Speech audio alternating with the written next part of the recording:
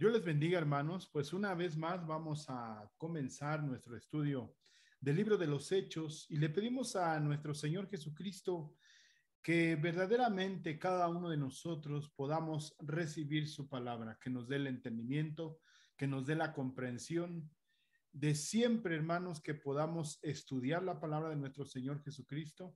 Creo que ahí hemos de encontrar muchas de las respuestas que el Señor tiene para nosotros.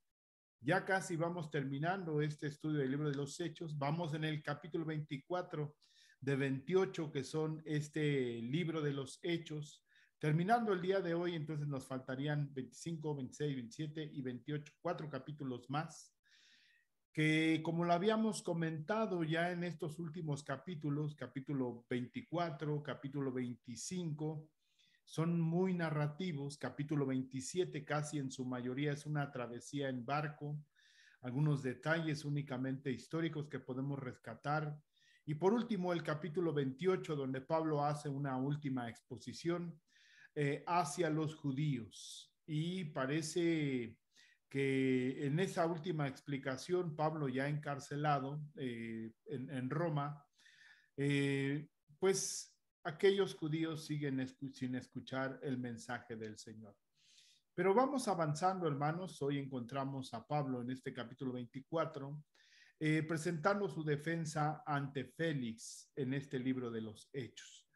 Bien, hagamos una oración y pidámosle al Señor que hoy en esta tarde podamos ser bendecidos en el nombre de Cristo Jesús.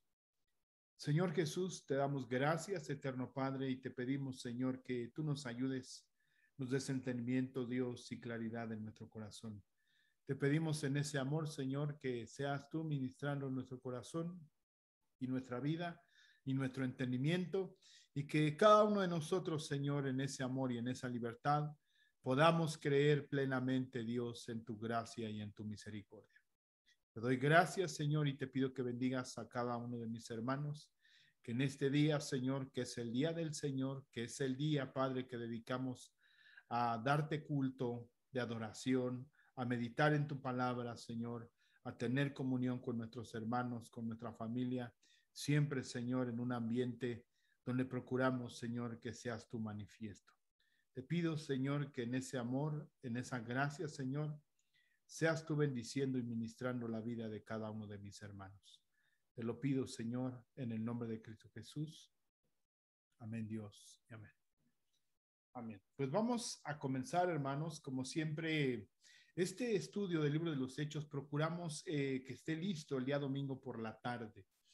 ¿Cuál es el motivo? Para que cada uno de nosotros sigamos meditando en la palabra de nuestro Señor Jesucristo. Que por la tarde, hoy, este domingo, después de haber participado en nuestro culto de adoración de 9 de la mañana a 11, 11 y media, posteriormente, pues estemos conviviendo con nuestra familia y sigamos meditando en el Señor en este día que es de Él, porque 6 días trabajarás y uno descansarás, y en ese debemos de honrar, dedicarle el tiempo, nuestro pensamiento al Señor, y que realmente Él sea hablando a nuestras vidas. Bien, vamos como siempre a compartir nuestra pantalla buscando que podamos ir leyendo el texto juntos, Hechos capítulo 24, estamos ahí, en este libro de los Hechos, capítulo 24. Bien, venimos de este capítulo 23, donde vemos que ya este Claudio Lisias decidió enviar a Pablo a Cesarea. ¿Por qué? Porque en Jerusalén se veía amenazada la vida de Pablo, y por ello decide enviarlo junto con una carta que describe cuál es la situación del preso en ese momento, que es el apóstol Pablo. Le decimos en este versículo 26, Claudio Lisias al excelentísimo gobernador Félix: salud. A este hombre aprendido por los judíos y que iban ellos a matar, lo libré yo acudiendo con la tropa, habiendo sabido que era ciudadano romano. Y queriendo saber la causa por qué le acusaban, le llevé al concilio de ellos, y hallé que le acusaban por cuestiones de la ley de ellos, pero que ningún delito tenía digno de muerte o de prisión. Pero al ser avisado de acechanzas que los judíos habían tendido contra este hombre, al punto que le he enviado a ti, intimando también a los acusadores que traten delante de ti lo que tengan contra él, pasadlo bien. Y esta carta nos va a ayudar a comprender parte de lo que se menciona en este capítulo 24, el por qué acude nuevamente ya con un abogado llamado Tértulo a presentar su acusación delante de Félix y de lo que había pasado con Pablo. Entonces ya Claudio Lisias ya envía una carta con un antecedente y pidiendo que se tome en cuenta este gobernador llamado Félix, que tenía a cargo la provincia de Judea y le correspondía tomar los asuntos que eran parte de esa provincia, de esa zona y que abarcaba el área de Jerusalén. Por eso es algo que se estaba llevando conforme a las leyes romanas y en ello también se cumple con ese propósito de salvaguardar la vida de un ciudadano romano que, si bien era judío, practicaba la religión judía, era acusado por judíos, pues esto había alterado el orden público y era necesario que se presentaran acusaciones formales. Pablo es rescatado por Claudio Lisias después de que una turba, una muchedumbre quería matarlo, se lo lleva por la fuerza, se detiene en las escalinatas a decir unas palabras de la fortaleza Antonia, ahí se detiene, es nuevamente metido a la fortaleza, o más bien es metido a la fortaleza, al otro día se le da la oportunidad al concilio, siempre con la duda Claudio Lisias de por qué esta turba se enardecía, y sigue con esa inquietud en su corazón, pero no haya respuestas ni en las palabras de Pablo ni en sus acusadores con respecto al por qué se prende esta multitud y quieren matar a Pablo. Versículo 30, pero al ser avisado de acechanzas que los judíos habían tendido contra este hombre, al punto que le he enviado a ti, intimando también a los acusadores que traten delante de ti lo que tengan contra él. Entonces, vemos que de alguna manera dice en este texto, intimando a los acusadores que traten delante de ti lo que tengan contra él, pasadla bien. Y los soldados, aquí vemos la continuidad del relato, que es donde decimos que no podemos detenernos mucho porque es un relato. Y los soldados, tomando a Pablo como se les ordenó, le llevaron de noche a Antípatris y al día siguiente, dejando a los jinetes que fuesen con él, volvieron a la fortaleza. Perdón, voy a acomodar un poco el micrófono. Volvieron a la fortaleza cuando aquellos llegaron a Cesarea y dieron la carta al gobernador, presentaron también a Pablo delante de él, y el gobernador, leída la carta, preguntó de qué provincia era, y habiendo entendido que era de Cilicia, le dijo, te oiré cuando vengan tus acusadores, y mandó que le custodiasen al pretorio, en el pretorio de Herodes. Bien, hasta ahí estábamos 5 días después de que había sido enviado, de que había sido tomado y que estaba ya en esa custodia ahí en Cesarea. Ahora llegan sus acusadores 5 días después. Descendió el sumo sacerdote Ananías con algunos de los ancianos. Aquí es de suponer que aquellos que acompañaban a Ananías, aquellos ancianos eran los que representaban a los saduceos, porque precisamente cuando se presenta ante el concilio a Pablo, se genera una gran discusión entre fariseos y saduceos con respecto a la resurrección. Entonces los mismos fariseos comentaban y decían, no hallamos culpa en este hombre de que se le acuse. ¿Por qué? Porque respaldaban su postura y su posición con respecto a lo que era la resurrección. Entonces, debido a ello, pues de alguna manera deciden pues que no había por qué retener, pero los saduceos que no creían en la resurrección y Ananías, que era en defensa de la propia ley de Moisés y que se había tratado de profanar el templo. Todas estas acusaciones pues llevaban a que de alguna manera se pretendiera seguir adelante con esta serie de acusaciones. 5 días después descendió el sumo sacerdote Ananías con algunos de los ancianos, un cierto orador. Por ejemplo, aquí vemos en este capítulo 1, en la Biblia de las Américas, dice, y descendió con algunos ancianos y con un abogado. Con un abogado, quizás en los términos como se entendía con los romanos, era más que un orador, sino que era un conocedor de las leyes romanas, conocía el latín, era un hombre ilustrado en cuanto a los juicios. Por eso la traducción de la Biblia de las Américas le llama que es un abogado. No, el nombre de Tértulo, que es una derivación del nombre tercio, ¿no? Entonces ahí se deriva Tértulo, y era el que presentó las acusaciones delante del gobernador Félix. Por ejemplo, aquí en la Biblia de 1960 dice, y comparecieron ante el gobernador contra Pablo. Es más explícito el lenguaje, vamos a decirlo, legal en la Biblia de las Américas. Descendió con ellos, con algunos ancianos y con un abogado llamado Tértulo, y presentaron al gobernador sus cargos, ¿no? Aquí dice su caso, su evidencia.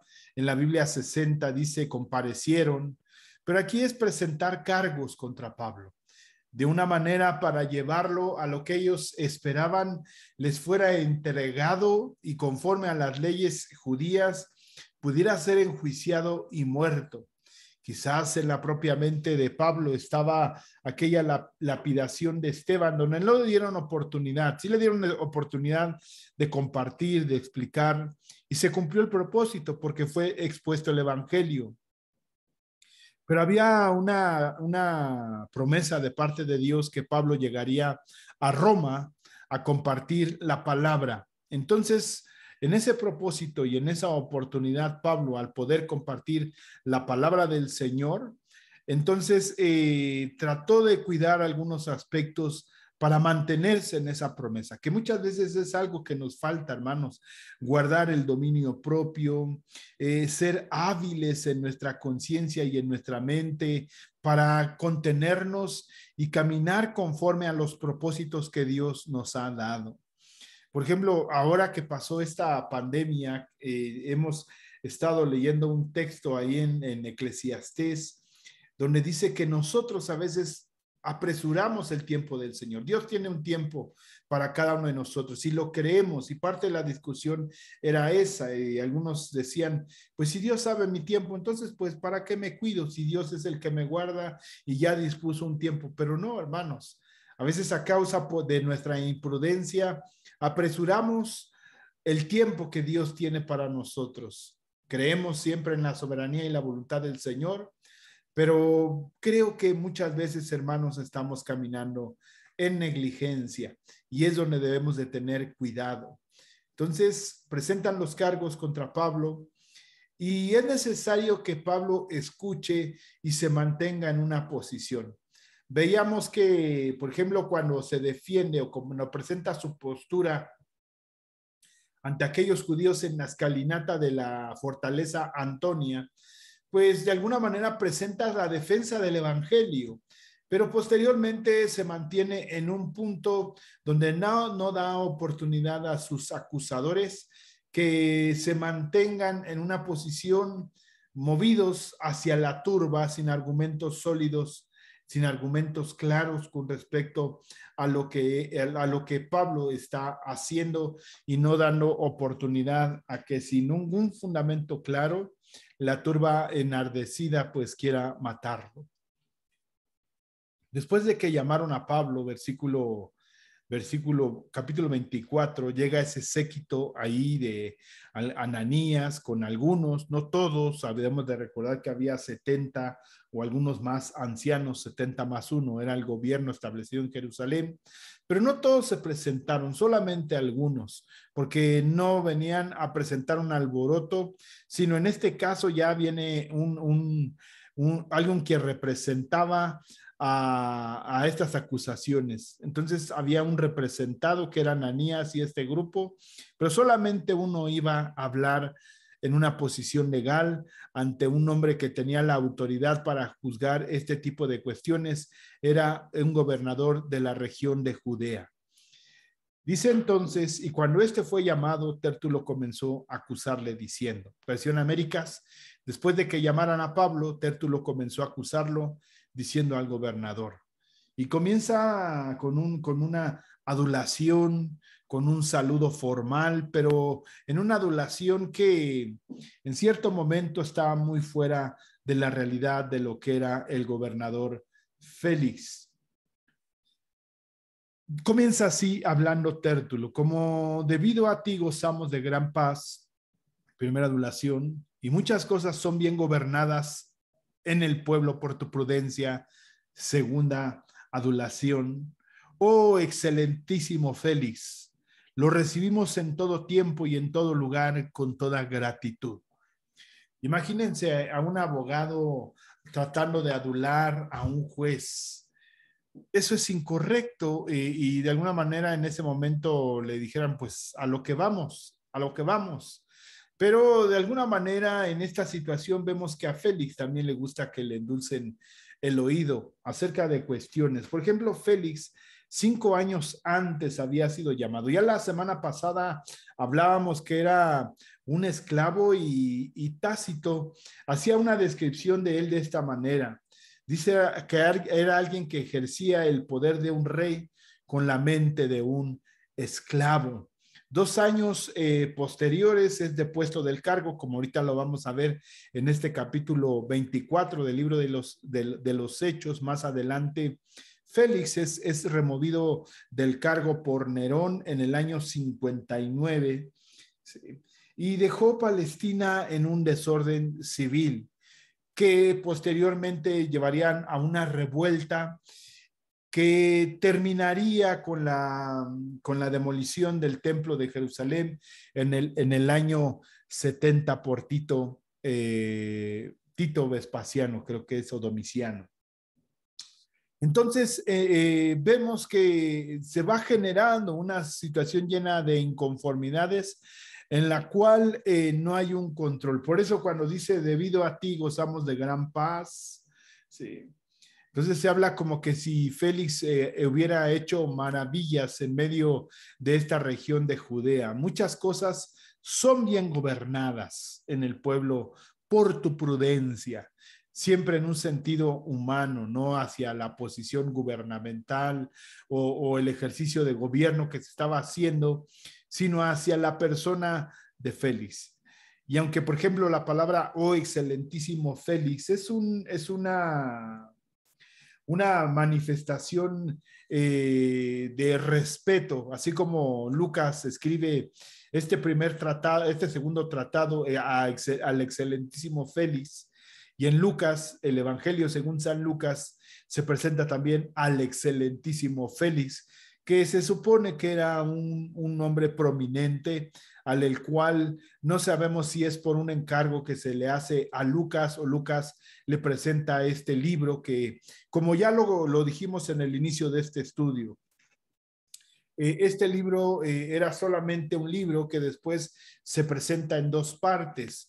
La primera parte es el Evangelio, la vida del Señor Jesucristo, hasta su muerte, su resurrección y ascensión. Y vemos aquí en el libro de los Hechos, donde comienza también narrando parte de esa ascensión y de ahí toda cómo va creciendo y desarrollándose la iglesia del Señor Jesucristo.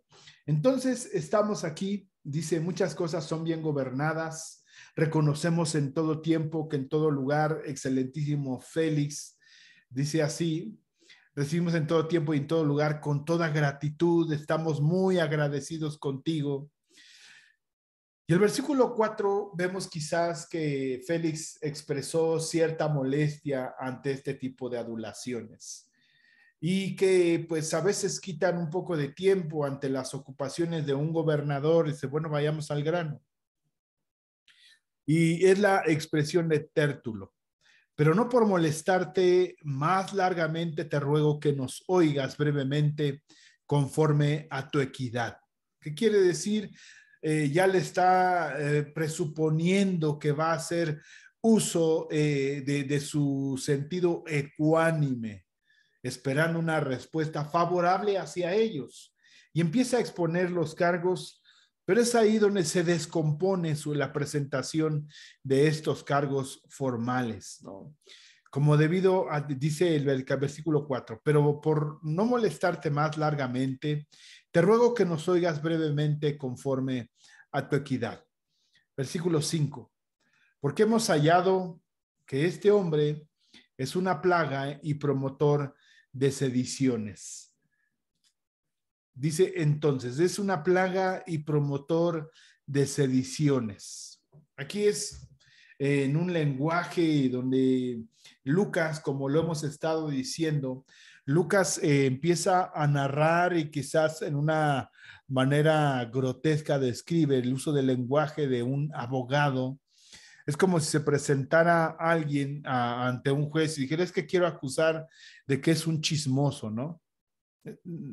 Son cosas personales donde no hay un fundamento legal y este hombre empieza a hacer uso sin ningún fundamento.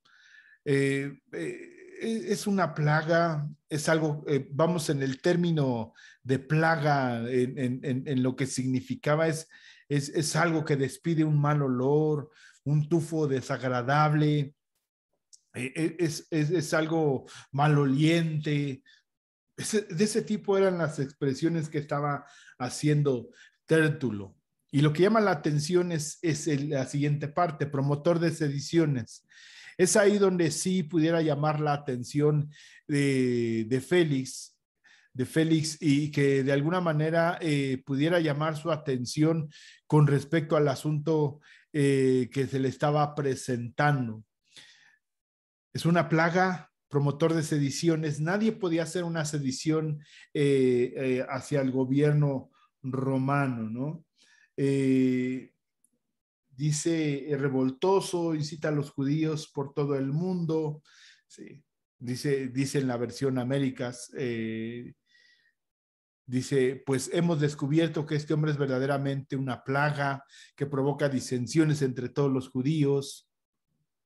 Miren, una peste, ¿no? Aquí dice la versión Américas, que siempre trata de poner la referencia hacia el sentido literal, una peste, ¿no?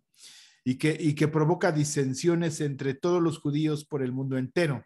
Ahora, aquí es el asunto, disensiones entre los judíos. Creo que esa es la postura. No disensiones ante el gobierno, como por ejemplo cuando la acusación hacia el Señor Jesucristo en Lucas capítulo 23, donde dice que de alguna manera se pedía que no se tributara al César, ¿no? Y ahí por eso puso y prendió las alarmas cuando se presentó en ese juicio contra Jesús. Pero aquí decir, pues es algo que apesta, ¿no? Así como ahora en estos días hay unas páginas donde dice apesta, ¿no? Y cuestiones, o sea, hacia ciertas cuestiones de negocios donde la gente no está de acuerdo en algunas cuestiones o en algunos sentidos y ahí buscas si hay buena referencia a algún tipo de negocio. Bueno, es una plaga que provoca disensiones entre los judíos por el mundo entero. Aquí, vamos, parece que es algo que se está exagerando, ¿no? En toda la tierra habitada, ¿no? En todo el mundo, ¿no? Entonces, eso se llaman unas hipérboles, ¿no? Una exageración en cuanto a algo que se quiere decir. Por eso es que el lenguaje, pues no nos está diciendo nada, ¿no? Y es líder de la secta de los nazarenos. Aquí es quizás el único elemento fehaciente en el cual se puede considerar, porque posteriormente este Félix sabe a qué se refiere, ¿no? Con respecto a lo del camino, ¿no? Aquí en el versículo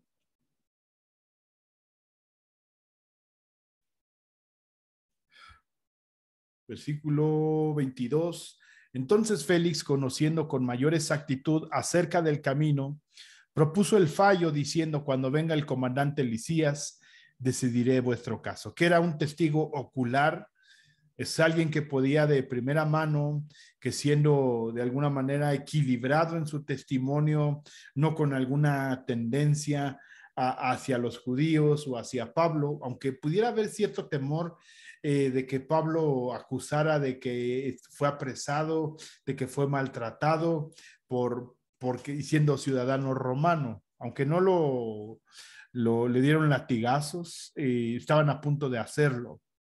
Entonces, aquí en este libro de los Hechos, no encontramos si Claudio Lisías, o no lo afirma el texto, si llegó a presentar su moción o su testimonio acerca de lo que había acontecido allá en Jerusalén. Dice el versículo 5, ¿no?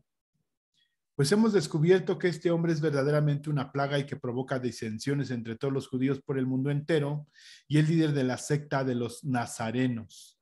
Hasta trató de profanar, otra de las acusaciones, el templo. Entonces lo arrestamos y quisimos juzgarlo conforme a nuestra ley. Sí. Aquí concuerda lo que dice esta carta, ¿no? Dice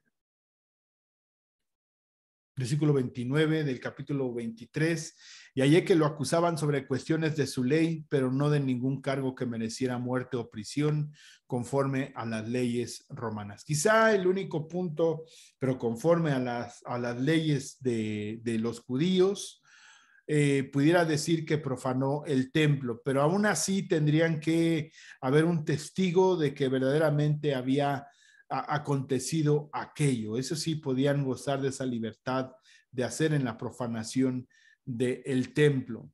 ¿Sí? Hasta trató de profanar el templo. Ese trató ni siquiera es una aseveración firme con respecto a lo que lo estaban acusando, ¿no? No era en firme. Versículo 6, intentó, aquí dice, por ejemplo, en la Biblia, versión 1960, intentó, y aquí hasta trató, o sea que no lo cumplió, ¿sí? Entonces es como la especulación de alguien que se mete a un centro comercial a robar, pero es hasta que sale con el producto, ¿no? Entra a la tienda, puede guardar un producto en sus bolsas, y hasta que no salga de la tienda, hasta ese momento se puede considerar un robo, porque si no pasa por las cajas donde tiene que pagar, entonces hasta ese momento puede considerar, no, pues me lo guardé en la bolsa, pero lo voy a pagar, ¿no? Puede defenderse. Pero cuando el momento en que sale de la tienda, en ese momento, por eso a las gentes que roban en los supermercados, los detienen en la salida, no antes, ni cuando se están guardando las cosas, porque en ese momento puede ser un abuso de aquel que lo está acusando y decir, no, pues ahorita lo voy a pagar, simplemente estoy guardando, ¿no? No es de alguna manera fehaciente. Entonces aquí dice, hasta trató de profanar el templo, y Pablo lo usa para defenderse en ese sentido. Quienes lo acusaban de haber profanado el templo eran los judíos de Asia, que no estaban presentes en ese momento, y que Pablo lo usa en un sentido de su defensa, ¿no?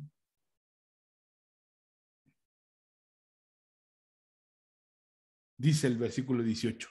Habiendo lo cual me encontraron en el templo después de haberme purificado, no con multitud ni con alboroto, pero estaban allí ciertos judíos de Asia y que deberían haberse presentado aquí ante ti y acusarme si tuvieran algo contra mí. Entonces esos testigos oculares que empezaron la revuelta y que asusaron a los demás para tratar de golpear a Pablo, entonces no estaban presentes. Entonces aquel único argumento que pudiera ser dentro de la ley judía, no tenían manera de justificarlo ni de presentarlo. Entonces no estaban ahí para que se presentaran a acusarlo a aquellos judíos de Asia. Dice en el original la provincia de la costa occidental de Asia Menor. Entonces no eran de Jerusalén, se habían presentado a la fiesta del Pentecostés, me vieron ahí en el templo, como en la calle me habían visto con un griego, pensaron que yo lo había metido al templo, Y en ese pensar, en ese suponer, y Pablo lo dice ahí, suponiendo sin conceder, deberían de estar aquí. Si su acusación fuera firme, ¿y dónde están? No están en este lugar. Entonces vemos que Pablo hace uso de la astucia, de la sabiduría que viene de parte del Señor para presentar su defensa. No están aquí. Entonces deberían estar.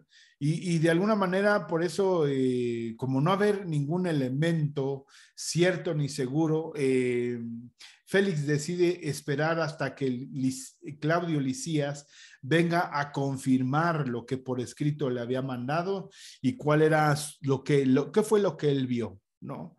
Una presentación que fuera imparcial, ¿no? Que no se tendiera hacia ninguno de los dos lados. Entonces, pues las palabras que usa este abogado, sí, pues son sin ningún argumento, ¿no? Son supuestos, ¿no? Y dice aquí, pero interviniendo el comandante Lisías, con gran violencia lo quitó de nuestras manos, con gran violencia lo quitó de nuestras manos, ¿no?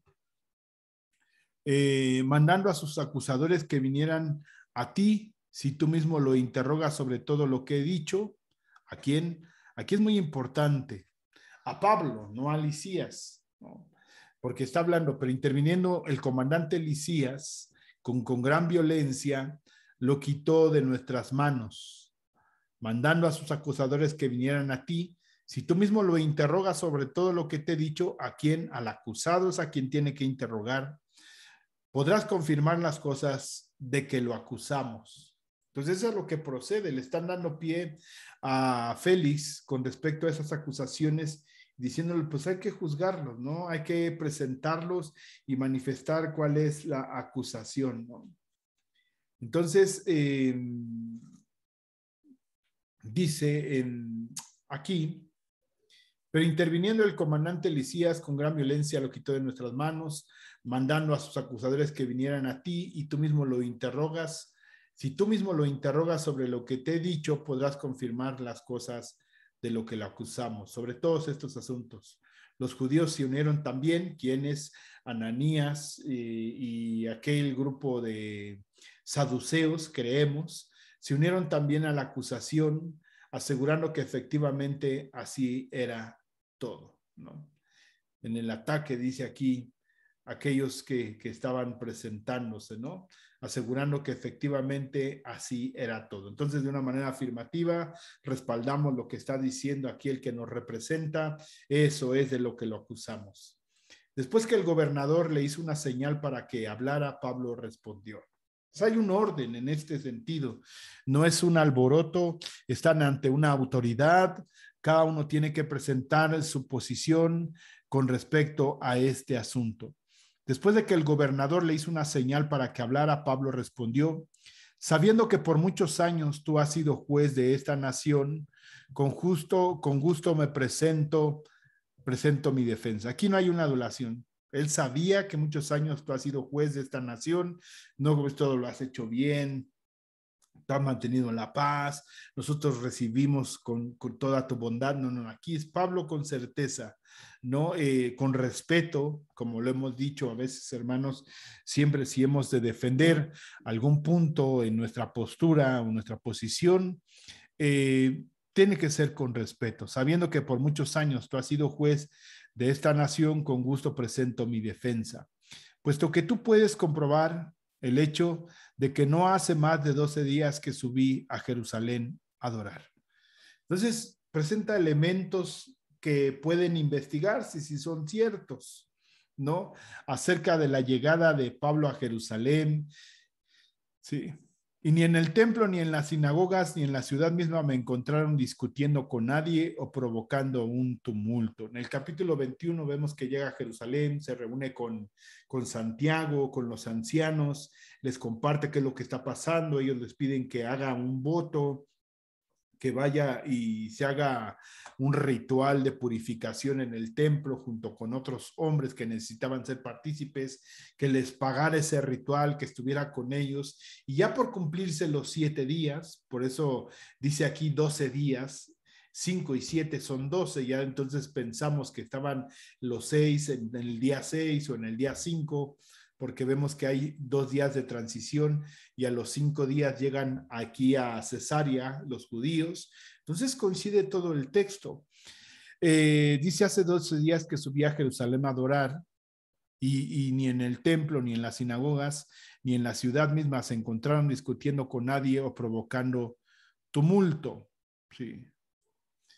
Ni tampoco pueden probarte de lo que me acusan. No hay manera de probar lo que me están, de lo que me están diciendo, de lo que me están acusando. Versículo 13, ¿no?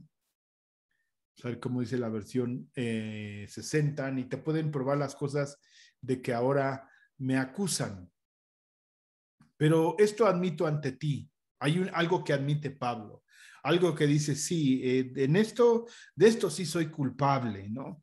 Si de alguna manera lo que ellos te han venido a acusar, nada es cierto, no hay manera de demostrarlo, no hay manera que en lo que están presentando alguien venga y diga, sí es cierto. Y si alguien lo presenta, pues son mentiras, ¿no?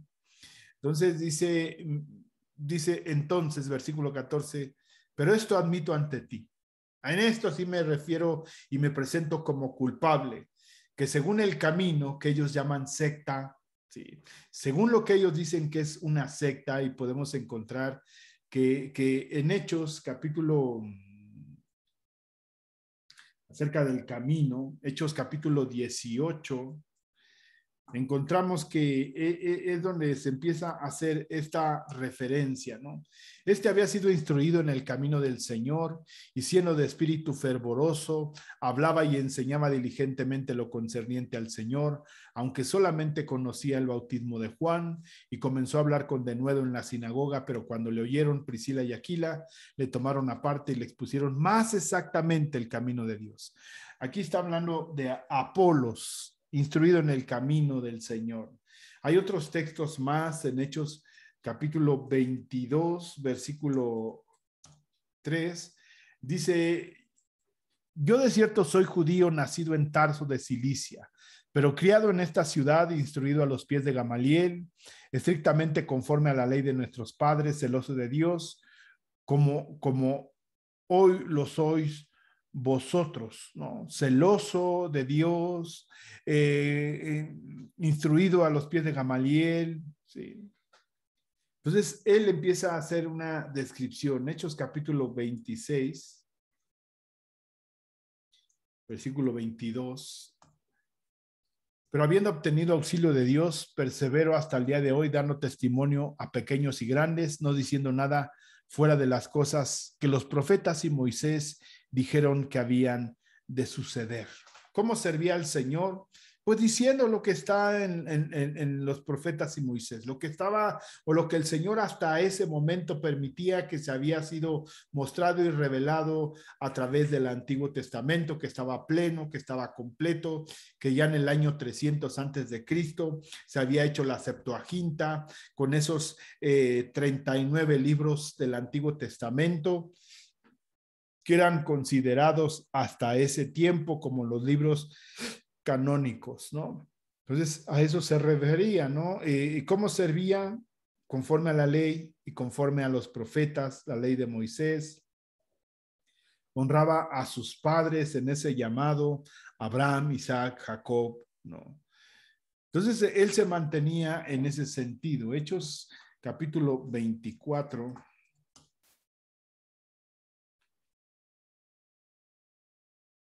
Dice el 14, ¿no? Pero esto admito ante ti que según el camino que ellos llaman secta, ¿sí? El camino que ellos llaman secta, por ejemplo, aquí Hechos 15:5, pero algunos de la secta de los fariseos que habían creído se levantaron diciendo es necesario circuncidarlos y mandarles que guarden la ley de Moisés. Ahí había en esa discusión acerca de si los creyentes gentiles era necesario que se circuncidaran, ¿no?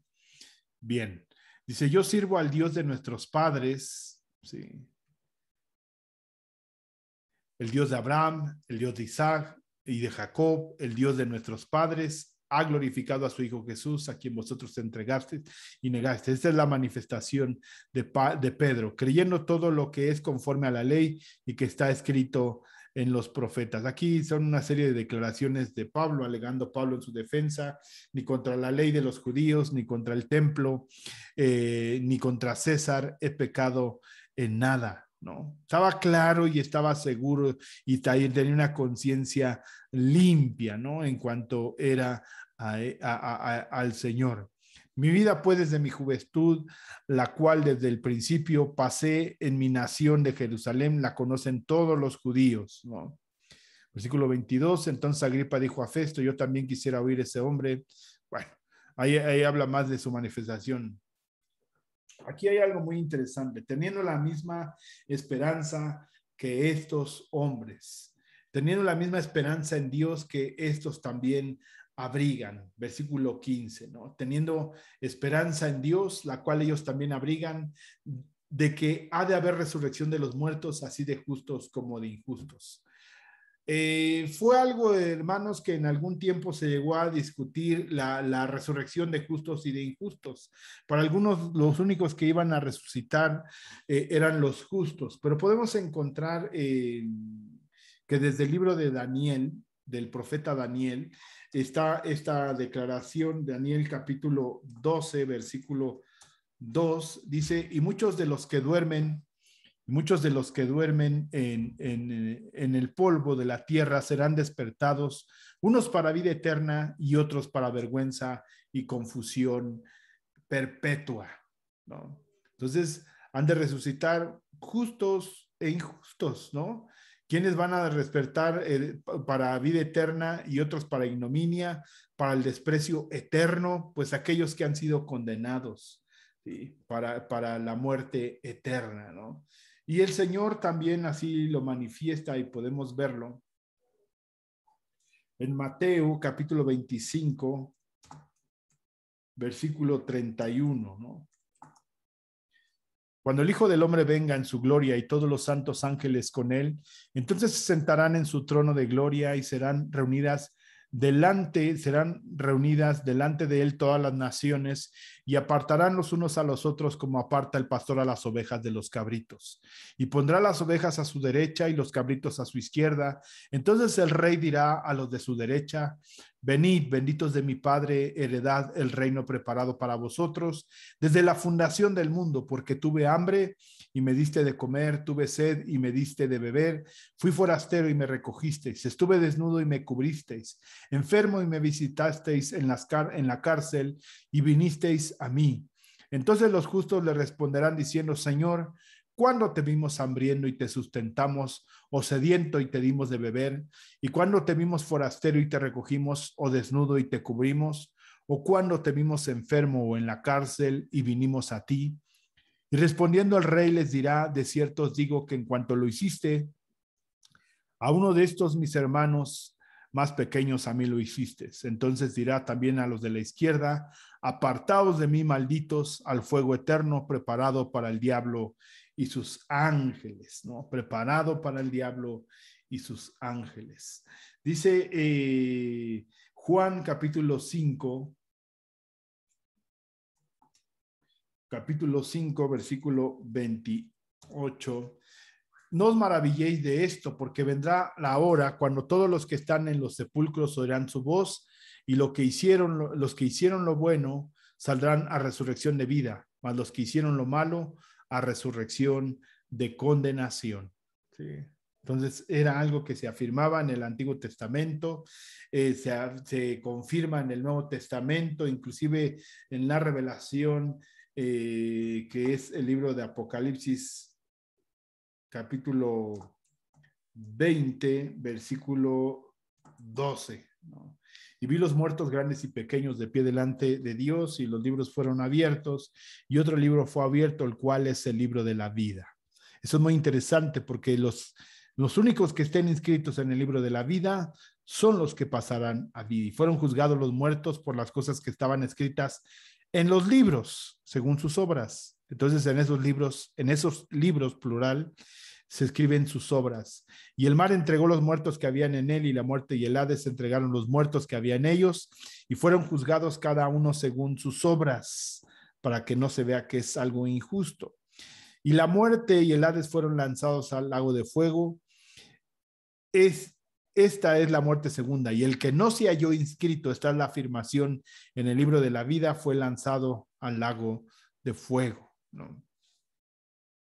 Entonces, es lanzado al lago de fuego todo aquel que no está inscrito en el libro de la vida. Segunda de Timoteo, que es parte de las expresiones de Pablo, dice, te encarezco delante de Dios y del Señor Jesucristo, que juzgará a los vivos y a los muertos en su manifestación y en su reino. Juzgará a los que pasan a vida y a los que van a morir eternamente en el Señor. Bien, regresamos al texto de Hechos, capítulo 24, versículo 20. Dice entonces, teniendo esperanza en Dios, la cual ellos también abrigan, de que ha de haber resurrección de los muertos, así de justos como de injustos, y por esto procuro tener siempre una conciencia sin ofensa delante de Dios y ante los hombres. Una preparación clara. Este es el sentido claro de quién es Dios en nuestro corazón, teniendo la claridad en nuestro ser de quién es Dios, por qué debemos de tener claro quién es el Señor, hacia dónde vamos, cómo Él en su omnipresencia, en su omnisciencia, sabe quiénes somos, qué hacemos antes de abrir nuestra boca. Él sabe qué hemos de expresar, y por eso, hermanos, debemos de mantener siempre una limpia conciencia delante del Señor, delante de Dios y delante de los hombres. Pero pasados algunos años vine a hacer limosnas a mi nación, aquello de lo que se habla en Primera de Corintios, de lo que se habla a los romanos, que describe que pronto ha de ir con ellos, pero va a ir a dejar una ofrenda, aquella ofrenda que lleva y trae, y les pide que a los romanos, a los que están en Roma, que oren por él, para que pueda hallar gracia ante los judíos de Jerusalén. Y ese es el propósito, ¿no? La limosna, examinación y presentar ofrendas. ¿En donde? Ese es en el templo, ¿no? Conforme al ritual judío. Estaba en ello cuando unos judíos de Asia me hallaron purificando en el templo, no con multitud ni con alboroto. Inclusive ahí podemos ver a un Pablo rapado, el cual era parte del voto que estaba haciendo junto con aquellos, y esa purificación de la que estaba haciendo partícipe. Entonces, había un testimonio claro: 12 días, en 12 días no crece el cabello, ¿no? Ellos debieron comparecer ante ti. Ellos deberían comparecer ante ti y acusarme si contra mí tienen algo, pero no están aquí. ¿Dónde están? ¿No? Así como aquella mujer que fue hallada en pecado, y cada uno de sus acusadores, después de que el Señor dijo: el que esté libre de pecado, aviente la primera piedra. Entonces, cada uno se fueron yendo, y el Señor le preguntó: ¿dónde están los que te acusan? ¿No? Entonces, esa era la limpia conciencia de Pablo, en esa libertad en el Señor y en esa estrategia legal, en la sabiduría del Señor. Estaba diciendo palabras ciertas, ¿no? Palabras que de alguna manera le iban a llevar a mantenerse en esa libertad. Ellos deberían de comparecer ante ti y acusarme si contra mí tienen algo. O digan estos mismos si hallaron en mí alguna cosa mal hecha. Cuando comparecí ante el concilio, al no ser que estando entre ellos prorrumpí en altavoz, fue lo único, pero no en el templo, no en Jerusalén, sino en una defensa anterior. Entrando entre ellos, prorrumpí en altavoz acerca de la resurrección de los muertos: soy juzgado hoy por vosotros, ¿no? Entonces, es aquella declaración que hace Pablo. Entonces, Pablo, notando que una parte era saduceo y otra de los fariseos, alzó la voz en el concilio: varones hermanos, yo soy fariseo, hijo de fariseo. Acerca de la esperanza y la resurrección de los muertos se me juzga. Entonces Félix, oídas estas cosas, estando bien informado de este camino, su esposa era judía. Esto es muy interesante. Hay una historia de su esposa que este era su tercer esposo, ¿no? Que era Drusila, hermana de Agripa, que posteriormente le iba a juzgar también. Entonces Félix, oído estas cosas, estando bien informado de este camino, le aplazó, lo pasó a otro tiempo. Sigue con los términos legales Lucas diciendo le aplazó para otro tiempo, ¿no? Así como dice, se termina esta audiencia, necesito estar y escuchar a Claudio Licías, ¿sí? Cuando descendiere el tribuno Licías, acabaré de conocer de vuestro asunto, ¿no? Para decidir qué va a pasar contigo. Y mandó al centurión que se custodiase a Pablo, pero que se le concediera alguna libertad y que no impidiese a ninguno de los suyos servirle o venir a él. Es ahí donde pensamos que Lucas estaba ahí presente, ¿sí? Y su compañero y el compañero de prisiones que andaba mucho con él, Aristarco, que era el compañero de prisiones, que lo dice en Colosenses capítulo 4, versículo 10. ¿Sí? Estaba buscando el texto, Colosenses capítulo 4, versículo 10. Aristarco, mi compañero de prisiones, os saluda, y Marcos, el sobrino de Bernabé. Aquí cuando escribe a los colosenses, se supone, hay muchas inconsistencias en cuanto a cuándo se escribieron Efesios, Filipenses, Colosenses y Filemón, que son las cartas desde la prisión. ¿Cuándo se escribieron? Algunos piensan que fue en este periodo de 2 años, algunos piensan que es cuando ya estuvo en Roma preso, cuando había un poquito más de libertad de poder escribir, porque gozaba de estos mismos privilegios al ser ciudadano romano y haber apelado al César, ¿no? Entonces, dice,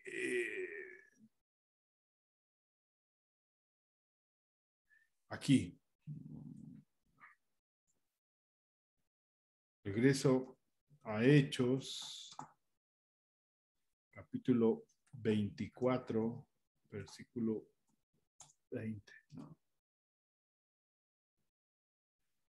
Entonces Félix, oídas estas cosas, estando bien informado de este camino, les aplazó diciendo, tanto a la parte acusadora como al acusado, diciendo, cuando descendiera el tribuno Licías, acabaré de conocer de vuestro asunto. Y mandó al centurión que custodiasen a Pablo, pero que se le considere alguna libertad y no impidiese a ninguno de los suyos servirle o venir a él.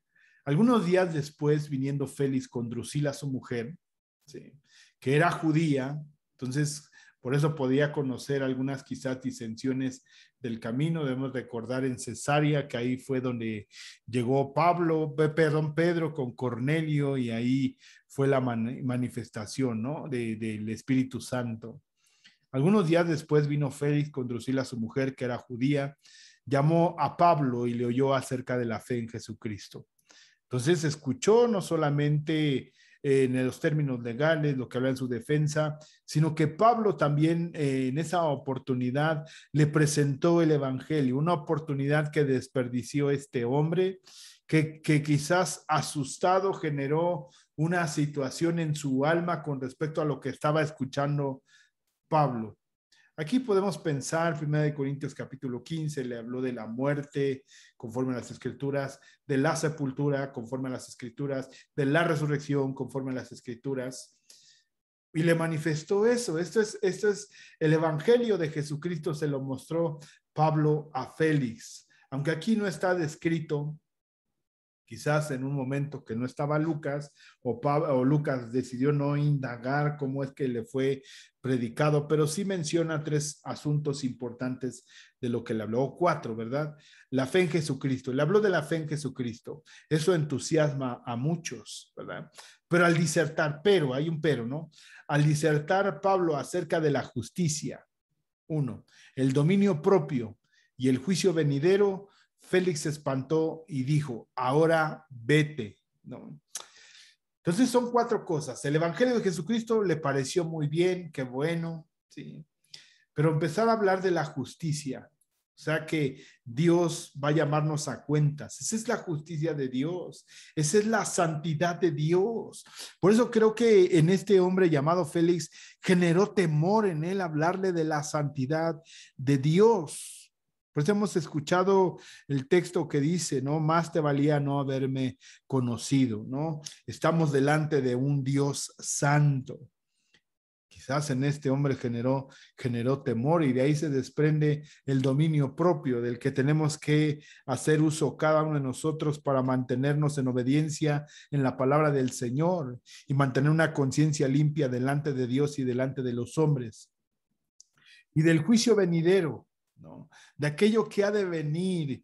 El juicio es donde se iba a manifestar la ira de Dios, así como lo dice en Tesalonicenses. El día del Señor va a ser manifiesto, donde se van a oscurecer los cielos, va a venir un juicio sobre los pecadores y una serie de circunstancias, hermanos, en la cual aquellos que escucharon, en este caso Félix y Drusila, tuvieron temor, sabiendo que quizás porque Pablo presentaba el evangelio completo, estaba la oportunidad de que se arrepintieran, de que conocieran al Señor Jesucristo, de que se rindieran.